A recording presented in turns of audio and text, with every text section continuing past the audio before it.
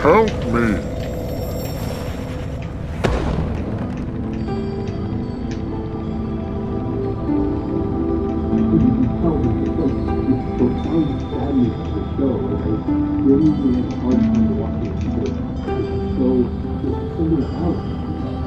And it's like, yeah, Milf Manor is overcast by the shadow of death. Is that crazy to say?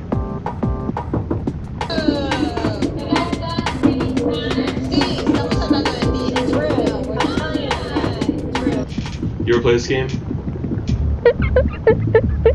Really?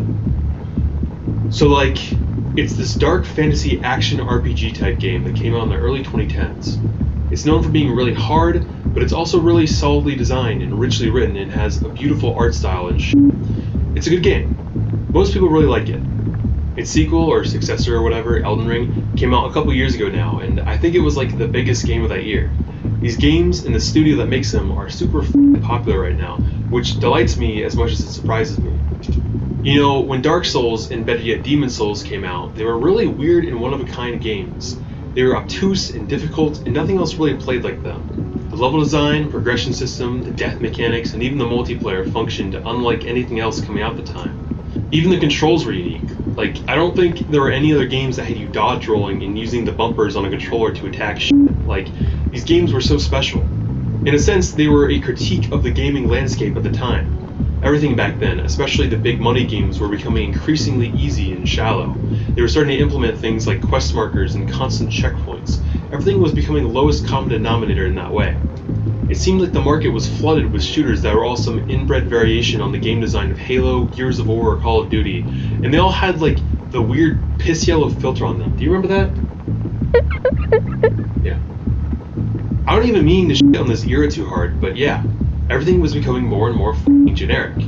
And then the Souls games came around and said, we don't have to do things like this. We can rethink things. We don't have to copy off our peers' homework. We can find game design inspiration in interesting places. In old games like From Software's own Kingsfield series, or Castlevania, or even Dungeons & Dragons, just to name a few. Director Miyazaki even got inspiration from a life experience he had where anonymous strangers helped push his car up a hill during a snowstorm, which inspired the game's multiplayer system of anonymous players being summoned to or invading other players' worlds.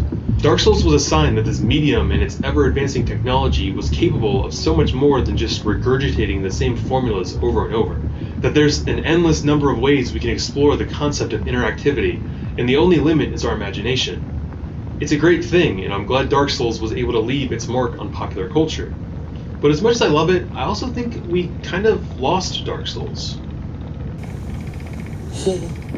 What I mean is that, at this point in time, Dark Souls is far from unique or new. It doesn't mean the same thing anymore. Instead of following suit in Dark Souls' ingenuity, the industry instead just started copying Dark Souls. Now there's Dark Souls with guns, Dark Souls with crabs, and Dark Souls Star Wars. This game's formula has become so genericized that Star Wars is doing it, and f***ing EA is getting a slice of the pie. So it's getting annoying. I'm not even saying any of these games are bad. Dark Souls is good, therefore these games are probably good too. I guess that's the point of using a formula. It's just a f***ing shame that one of the only big games that actually decided to be wholly unique ended up getting assimilated into the realm of mass adoption and drowned in its own imitators. And I think the people From Software itself really need to meditate on this as well. I don't blame them for continuing to reiterate on their formula that they created, and I think they've done a good job extruding it to the scale of something like Elden Ring. And even as they've gotten so big, they still haven't strayed too far into anti-consumerism, which I think is commendable. Fingers crossed that they keep down that path. I just want them to really reconsider what they stand for. They don't have to be the Souls studio like they've more or less been for a decade. They can be the makes really unique and good games with actual budget studio.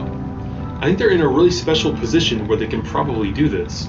Even with everyone copying them, they've still remained the best at making Souls-like games, so I think most people would trust them enough to follow them if they decide to work on a new type of game.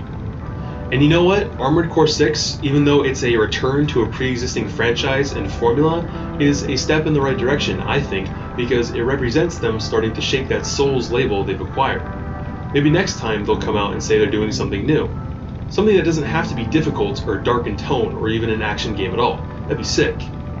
Here's hoping they get back on the horse and giddy on up to the next big, brand new idea. To many people, that's what Dark Souls was. Let's hope they bring Dark Souls back.